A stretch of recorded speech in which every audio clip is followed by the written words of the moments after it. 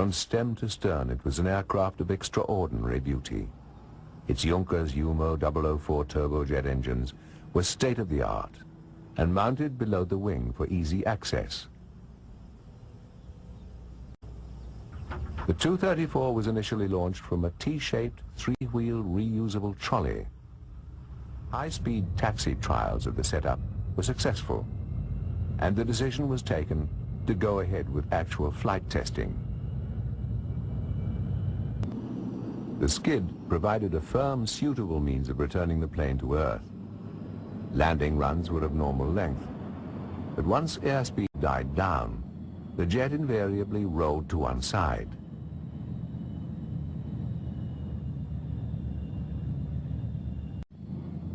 In some tests, the trolley landing gear was fixed, but proved too heavy for the jet and performance worsened.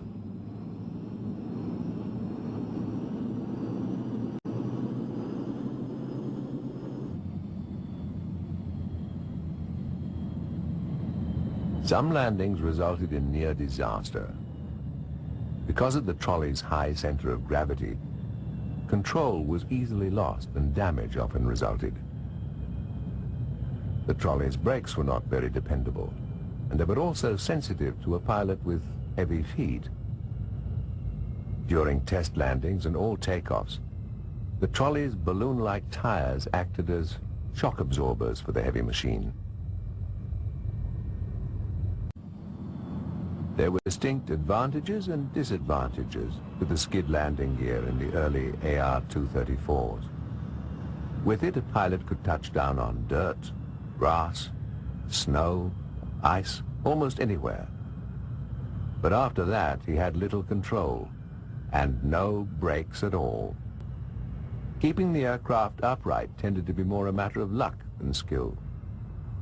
That feeling of helplessness and lack of control often made the final seconds of a landing a nail-biting experience. Nevertheless, hundreds of successful landings on all kinds of surfaces proved the skid functionally practical. In order to quell some of the concerns over braking, several test planes were fitted with a drag chute which deployed as soon as the aircraft hit the ground.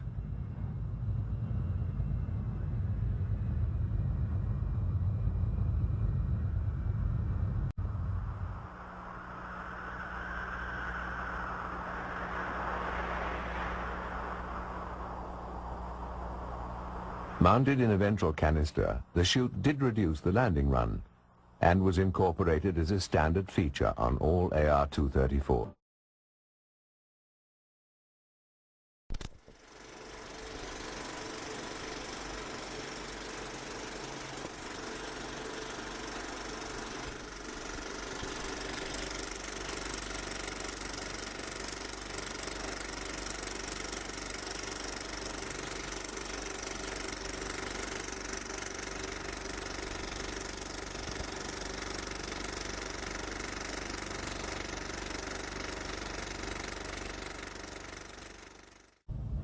Due to the scarcity of Junkers Jumo 004 jet engines, many having gone to the Messerschmitt 262, Arado turned to BMW for his new four-engined AR-234. The four BMWs provided a higher thrust-to-weight ratio and gave the Blitz a little more power.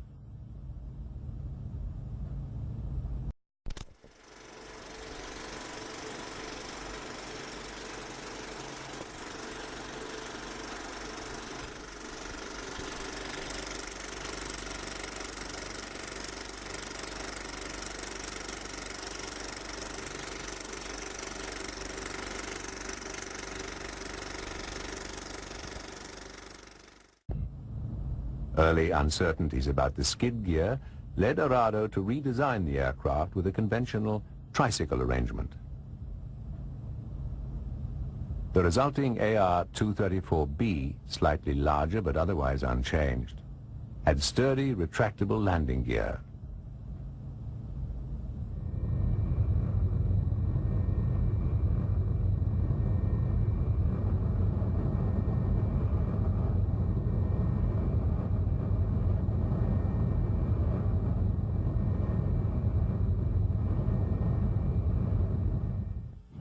Typical of first-generation jet engines, both the Junkers and BMW power plants were extremely thirsty.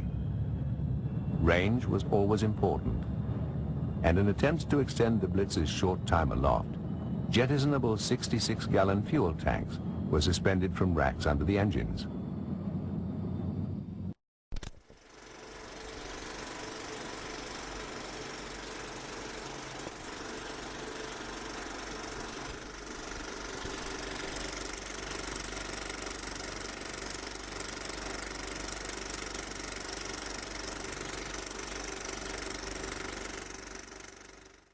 The plane's 814-gallon internal fuel load was carried in two flexible rubberized tanks mounted in the fuselage.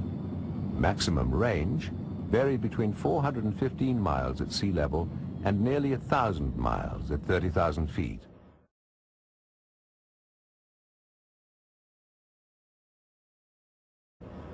The low thrust of the Junkers and BMW turbojets led to excessively long takeoff runs.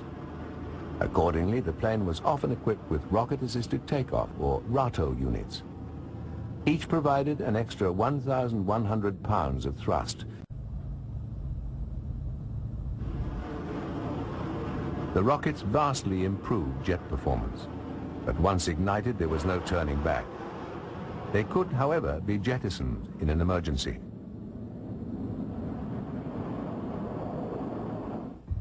In normal operation following rocket burnout, the units were jettisoned by the pilot. They had to release in unison because a hung rocket could send an imbalanced plane out of control.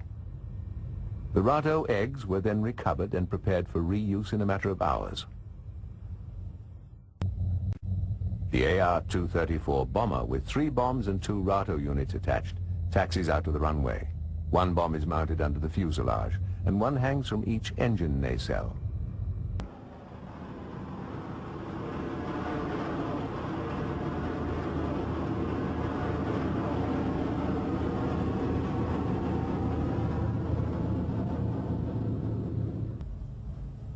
In October 1944, this Blitz was still a novelty. Pilot Horst Goetz is seen preparing for a reconnaissance mission over Allied targets, while the ground crew and casual observers cluster around the plane's transparent nose. The AR-234 was only vulnerable to attack during takeoff or landing.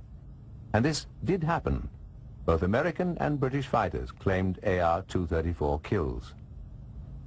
Most were surprise attacks against unsuspecting Luftwaffe flyers who only realized the danger when it was too late.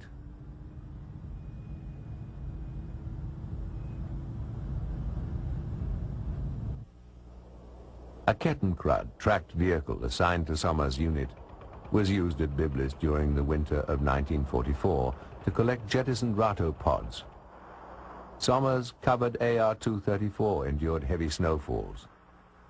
Landings and takeoffs from this facility were dangerous because of the narrow slot, leaving no room for human or mechanical failure.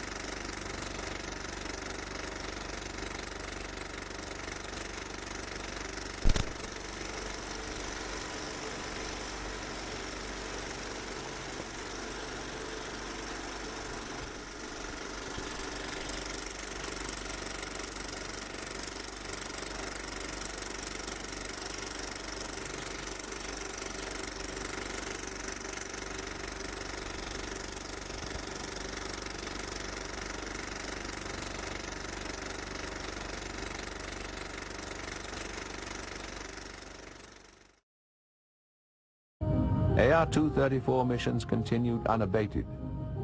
As a bomber, it attacked the Allies at Remagen. The Blitz's speed made it one of the only German weapons left that could operate with relative impunity.